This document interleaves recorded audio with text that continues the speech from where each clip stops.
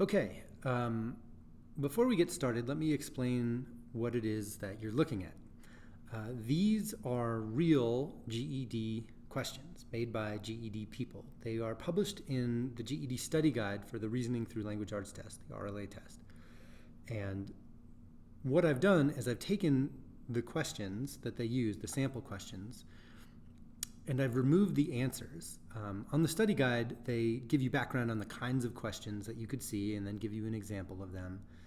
And the question is answered right there for you. It doesn't give you a chance to try to do it yourself. So I turned it into a test that you can do. I put it into Schoology, which is my online platform that I use in my GED class, which is why it looks different than an actual GED test looks.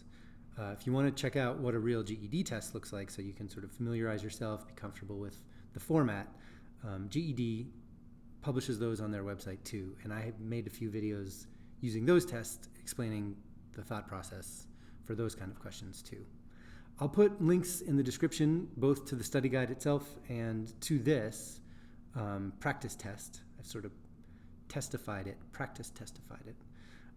that you can try yourself. And in fact, I would encourage you, before you listen to me talk, I would push pause and go take a shot. See if you can get all these questions right yourself, and then you don't really need to watch this video if you do. But if you have trouble, you can come back and listen to me talk through each of these questions. All right, let's begin.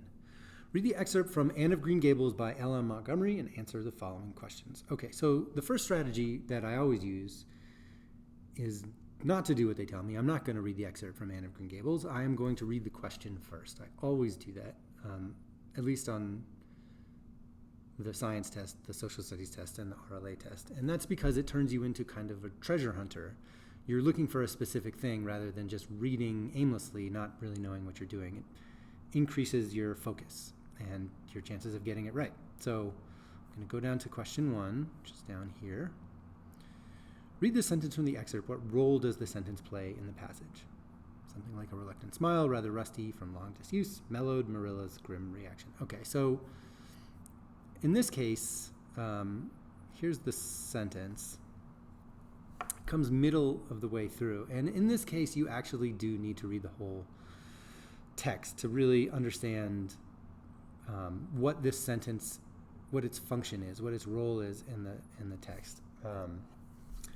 But I am going to pay special attention when I get there. So before we get to the sentence, we have this: the child raised her head quickly, tear-stained face, trembling lips, she's crying, boo-hoo. This is Anne, or Cordelia, as she likes to be called. And she says this line here: oh, this is the most tragical thing that ever happened to me. And then that brings out this line. Something like a reluctant smile, rather rusty from long disuse, mellowed Marilla's grim expression. So as I read this, I'm sort of thinking, what is my brain reacting to? You have this very over-emotional, dramatic little kid saying about the most tragical thing that ever happened to me, and then this woman, Marilla, whoever she is, starts to smile. And there's a couple of key words in here that get my attention. First one is reluctant. Maybe you know what that word means, maybe you don't. If you do, you know that reluctant means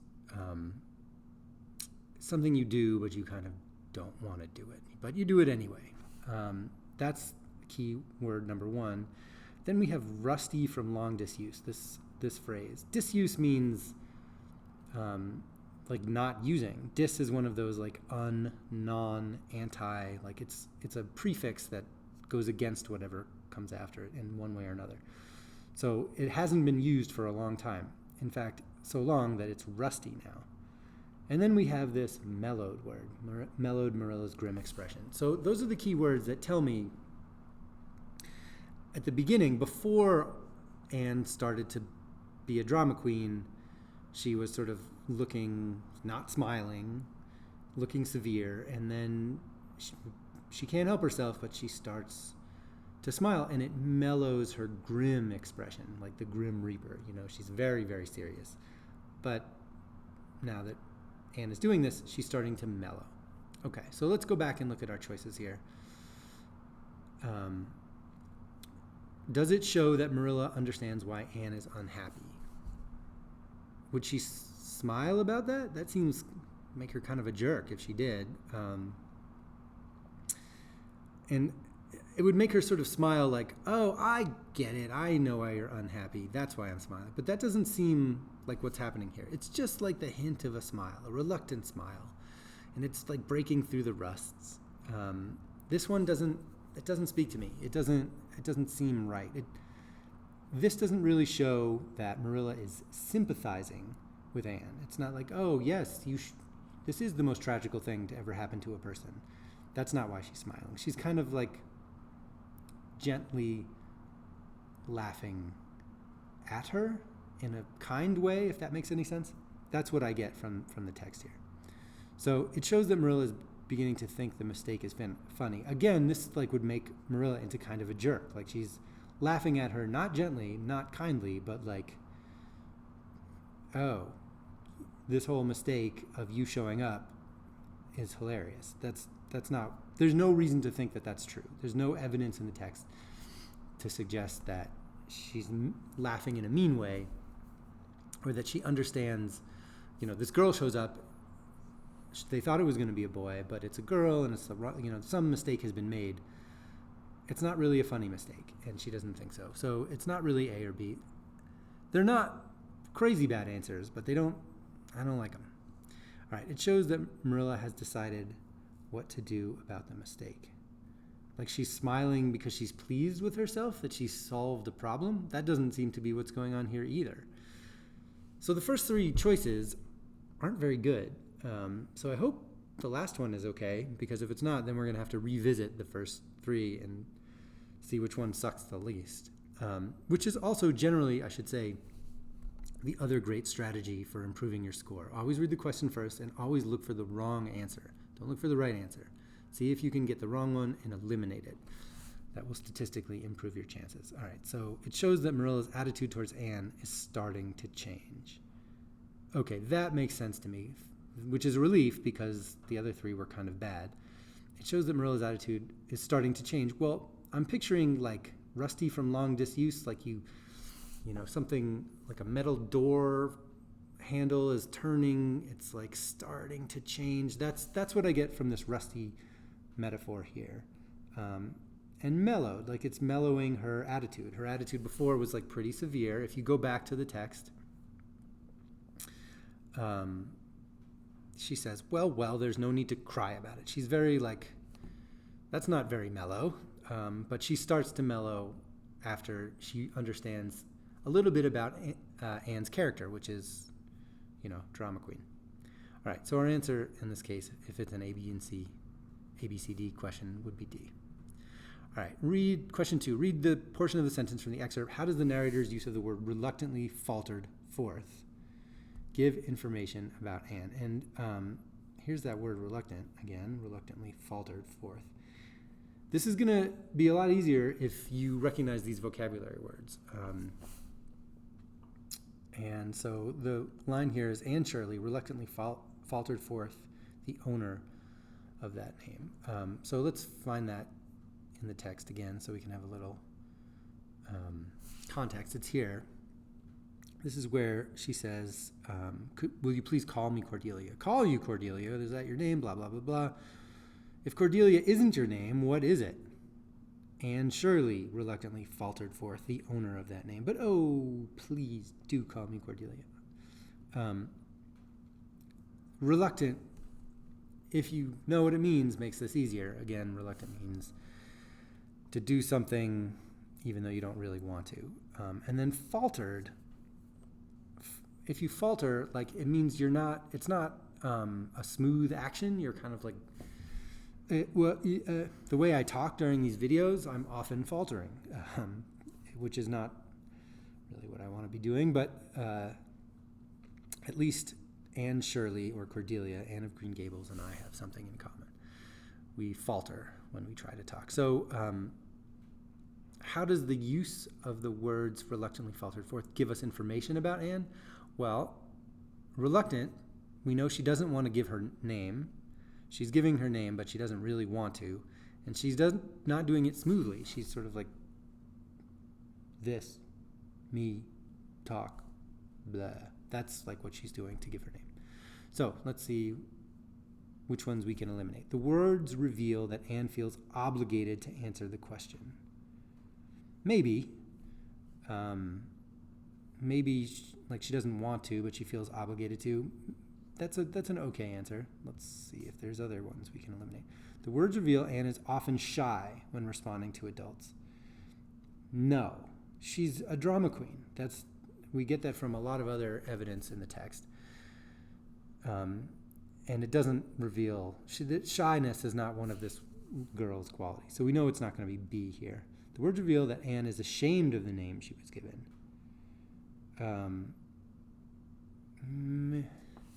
Ashamed? Ashamed is a pretty strong word. And she goes on later to say that it's that she thinks Anne is such an unromantic name. That's not, you're not really ashamed of that. It's just kind of like boring. She wants a cool name. I guess Cordelia is somehow a cool name. So this ashamed tells me no, it's not going to be that. The words reveal that Anne has rarely been asked to provide her name. Like she's reluctantly, she says it like she doesn't want to say it, and she doesn't say it smoothly because she's never said it before. That seems insane. That can't possibly be the right answer. And it also is like a huge assumption to make that she's never been asked. Like why would that even be possible? Okay, so B, C, and D kind of suck, and A isn't great, but it's the only one left standing, so that's got to be the answer.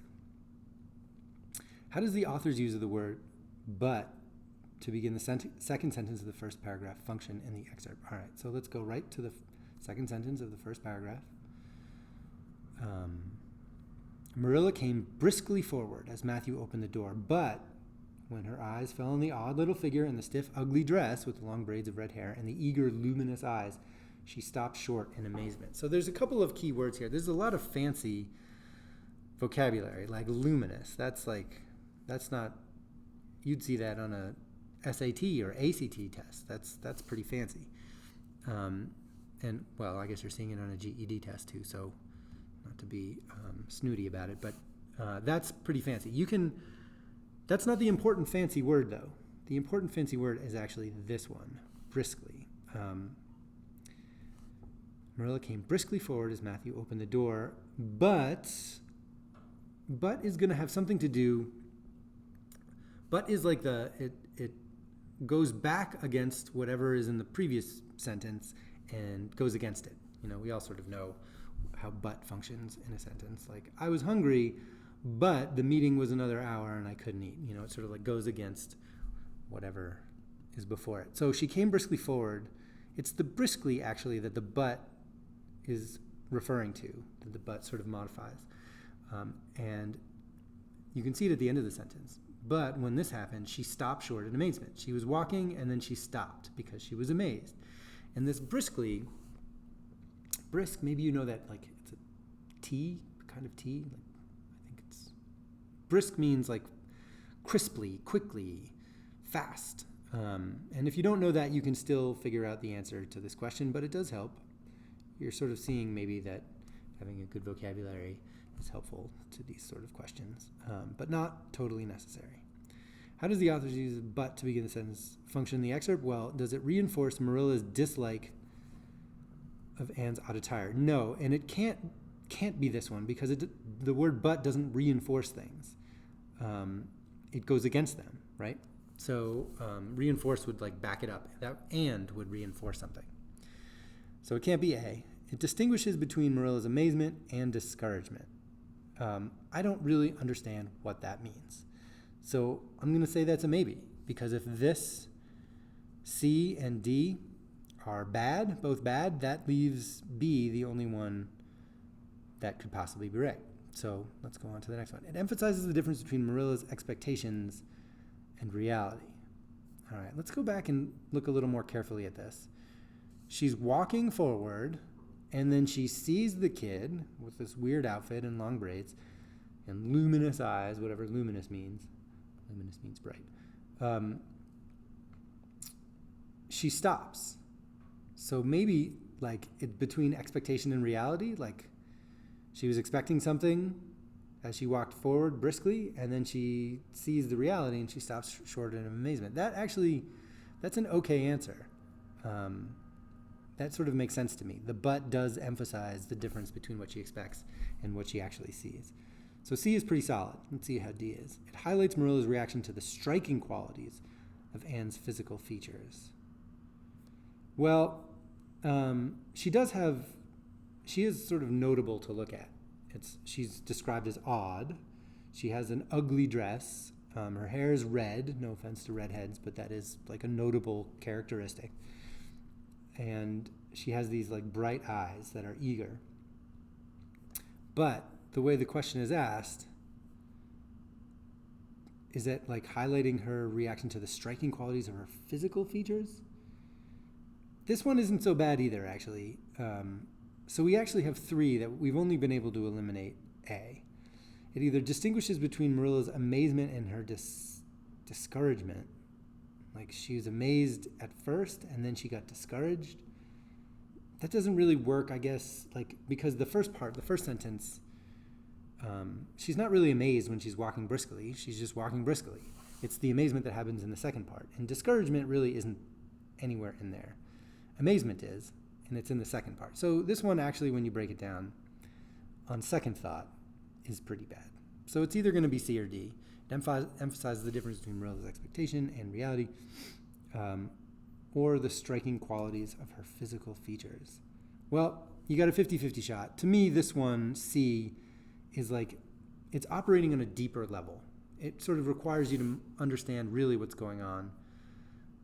Not just sort of the physical description, not just the surface stuff that it highlights her, like, so what if it highlights her striking qualities? It's more important about the mental stuff that's going on beneath the surface, which is why I think C is a slightly stronger and better answer. So we'll go with that. All right, next, read the petition and the letter below and answer the following question. Should be questions, plural. That's my bad. Okay, once again, you can't trick me. I'm not going to read the petition and the letter first. I'm going to read the question first and see if I actually need to read the whole thing. The primary purpose of the petition. Okay, so that is actually something that probably I'll need to read the whole thing for. But I do know what a petition is. A petition is like a letter you send to somebody signed by a bunch of people asking them to do something, make a change, or don't do something, which is actually what the petition is about in this case. The petition is to ban drilling for resources in the Arctic National Wildlife Refuge, ANWR, or as some people call it, ANWR. It actually tells you, in kind of the title here, what the purpose is. They're going to send this letter to Congress, the U.S. Congress, and they want them to ban drilling. That's pretty straightforward. There's a bunch of stuff. It sort of breaks down why they want this, and it talks about some objectives. And the objectives are a little tricky because that does sort of seem like a purpose, right? They do want to protect the wilderness from drilling and polar bears. They want to save the polar bears. But I don't know. It's like the name, it kind of gives you the main idea right there. And this is a main idea question. When they say primary purpose, the most common question you'll see, or the most fundamental question on these RLA tests and on social studies and in science, less so on math, is what is the main idea of this text? What's going on here? What's the primary purpose? And this is one of those things. And there's good places to look for main idea. The most obvious is the title of something. Like if it's a newspaper article, the headline usually contains the main idea. You can also look in topic sentences. You can look for ideas that are repeated over and over. But let's see which ones we can eliminate here, knowing what we know now. Is the primary purpose to convince Congress to oppose drilling for gas and oil in ANWR? That's almost like word for word what it says here. That's like, there's going to have to be a better. That's a superstar answer. I don't expect to see a superstar answer in the next three. To convince Congress to support the protection of wildlife in the ANWR area. Okay, so that is one of the bullet points. But is it the main purpose? No, that's still a better answer. To convince Congress that environmental needs take precedence over economic ones. That's kind of below the surface. Is that a primary purpose? No, it's a method for convincing them of their primary purpose. It's like a rhetorical device, an argument technique, but it's not a primary purpose, so it's not going to be C. To convince Congress that an increase in drilling for oil and gas is a danger to the ecosystem. Again, that's like our B here. That's part of the deal. It's not the whole deal. The whole deal is this. It's what you see in the title. The answer is A. How are the petition and the article different from each other? Okay, so I am going to have to read the article. Of course, I'm not going to get away with not reading the article. They wouldn't give you a whole article that you didn't have to read. But we might be able to just sort of like skim and look for certain parts. Let's see. The petition acknowledges the arguments for drilling in the area, but the article ignores the opposing arguments. This is one of those things where, like, if a little piece of this is not right, we can eliminate it, and whatever's left standing is right. So the petition acknowledges the arguments for drilling in the area. Is that true? Yeah, it is true. They do acknowledge that there's like economic reasons to drill. So the first half is true. Does the article ignore opposing arguments? Well, all we have to do is find one example of them not ignoring opposing arguments, which basically has to do with money. And what do you know? With the lure of potentially billions of barrels of oil, proponents of drilling see ANWR as a means to meet the energy demands. So no, it's not A, because I just found them acknowledging the opposing arguments. Can't be that. The petition is designed to influence decision makers, but the article is directed towards convincing a larger audience. Is the petition designed to influence decision makers? Yeah, it is. That's literally Congress's job. It says at the top here, to the U.S. Congress, a U.S. congressperson's entire job is to make decisions about the government and the way the country is run. So that part is right. But the article is directed towards convincing a larger audience. Well, it says it's for Nature Today, Journal for the Protection of Earth's Wilderness Areas. Well, I don't know what the audience for that is, but I assume it's bigger than Congress, which is only 400 and something people. It'd be a pretty sad magazine or journal that only goes out to 400 people or less. So I think actually that's pretty solid. It is designed to influence decision makers, and the article is directed towards a larger audience, someone who reads that Nature magazine. So let's see if there's a better answer, but that one's okay. The petition limits its discussion to the economic impact on the state of Alaska. Is that true? No, it isn't actually, because they talk about other states here. So we can just stop reading that one right there. That's wrong. It's not C. The petition disregards the negative impact drilling will have on tourism on Alaska, but the article is concerned about damages to the tourism industry. Okay, so the petition disregards negative impact drilling will have on tourism. Does it talk about tourism in the first one? I don't see it. This one, it talks about environmental concerns, and you could sort of make a case that like people come to the state because they want to see the beautiful, picturesque wilderness. That's sort of related, but it's not explicitly tourism. It does, however, talk about tourism there. Duh. Okay. Maintain the stability of local economies that rely on this land for subsistence. That's the natives. And tourism. So, the petition disregards the negative impact drilling will have on tourism? No, it doesn't. It says it in that bullet point that I missed the first time but caught the second time. The answer's got to be B. All right.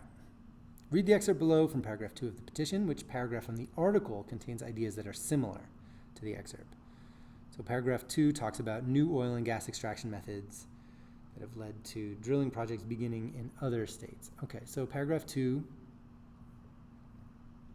basically like, don't drill in our ANWR, in our National Wildlife Refuge, because we can drill in other places, because we have new methods of getting oil out of the ground, that you don't need to go all the way to Alaska to find the stuff. So somewhere in here, they're going to talk about new techniques for oil and gas exploration. And if you read this over, here it is in paragraph 7. In recent years, modern drilling techniques have allowed companies to drill in previously idle fields across the lower 48 states. And this sort of had previously made the case that, like, it's actually pretty expensive to drill in Alaska because it's far away from everybody, and some other reasons it's super cold. And now that we have this, like, lower 48 state technology, what they're referring to here is fracking, if you know anything about fracking. But it comes up in paragraph 7. That's our answer. On to the next one. Okay, the rest of the questions on this test are language-based. Have to do with grammar and language. So you're not going to have to read full-on texts. Okay, choose the phrase that correctly completes the sentence below. It has been many years since he has been back blank. He would not want to miss this special occasion. All right. There's going to be subtle differences, tiny differences between these two. And if you can figure out which one's right and which one's wrong, you can at least get it down to 50-50. It's been many years since he's been back to his hometown. So the difference here is there's 2 of the 2's with 1 O and 2 of the 2's with 2 O's.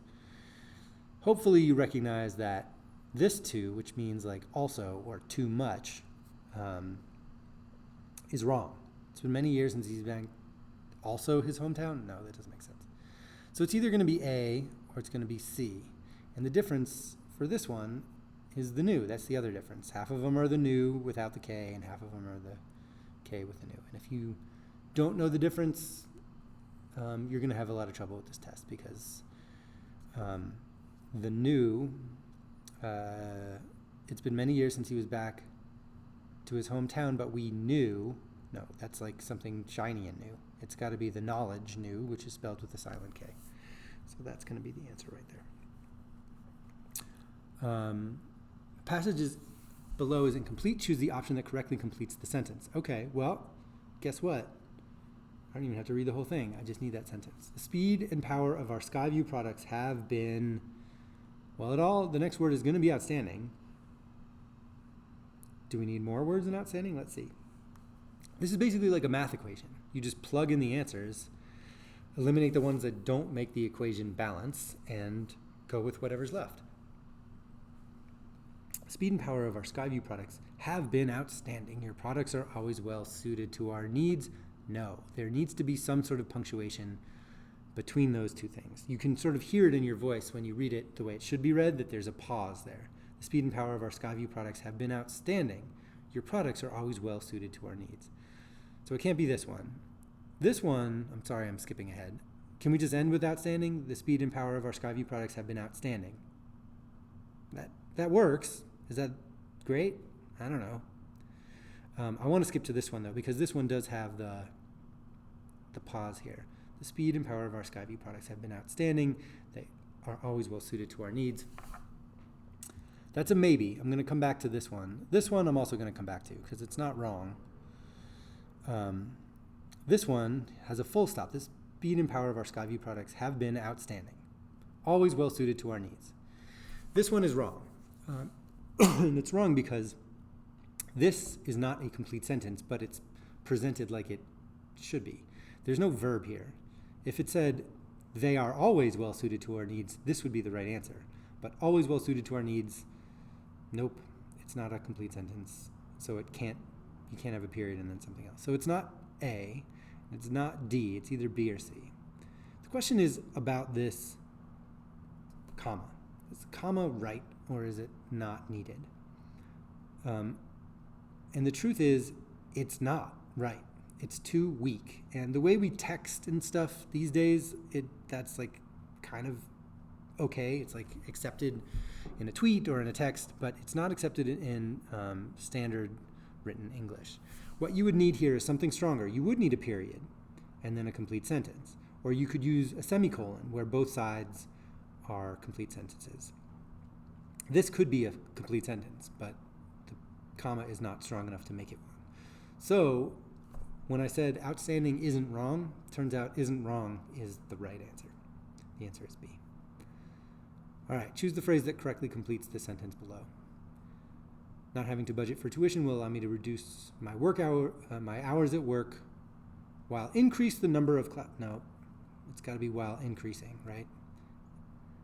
So this one is going to be probably the right answer, but let's see if this makes sense. Not having to budget for tuition will allow me to reduce my hours at work and increasing the number of, no, it's not, the and is wrong. While increasing or and increase. They're giving me a headache here with all these anti-English grammar crimes. All right, what about D? Not having to budget for tuition will allow me to know, because and have increased is past tense and will allow is future tense. It's got to be while increasing the number of classes, which when you read it over is the only one that sort of flows and makes sense. If you don't understand the mechanics of the grammar, that's fine. Your brain actually does it for you. Just look for the one that seems the smoothest. Sometimes, like on a question like the previous one, your brain might trick you because that one sort of almost works, and it does help to know grammar rules, but if you can narrow it down to 50-50 for these things, you're still in good shape. Choose the phrase that correctly completes the sentence below. Just in front of the Ruiz family's float, the Grand Marshal's car. They all say that. The difference, you have to look really carefully, is in how they use apostrophes. Just in front of the Ruiz family's float, the Grand Marshal's car will lead off the parade through downtown. So is it going to be a apostrophe here, or like before the S or after the S? Well, maybe you know that if you put it after the S, that is a it means that the Ruiz families, like there's multiple families, and the float belongs to the multiple Ruiz families. There's like, let's say the Los Angeles Ruizes, and the New York Ruizes, and the Chicago Ruizes, and the Grand Rapids, Michigan Ruizes. For some reason, they have an outpost there. That doesn't really make sense. There's just one Ruiz family, and it's their float. So we know this one. It also, like, families, plural, is not spelled that way. It's IES. So this one is wrong, and this one is wrong. So now the question is, again, do we put the apostrophe before the S or after the S? And again, the question is, are there a lot of Grand Marshals? If there's like a whole bunch of Grand Marshals, then this could be the car belonging to the 15 Grand Marshals. But this one requires you to know a little bit about how parades work, and there is only one Grand Marshal. It's like there's only one Queen of England, or President of the United States, or Thanksgiving Day Grand Marshal. So if there's only one, this has got to be the right answer. All right, a lot of talking. I hope this was helpful. If nothing else, if you've made it this far, you deserve a pat on the back and probably $7 to $9 in compensation for your time. Thank you for making it through. I will put up more of these videos over time, so subscribe to me, please. Yeah. Goodbye. Good luck.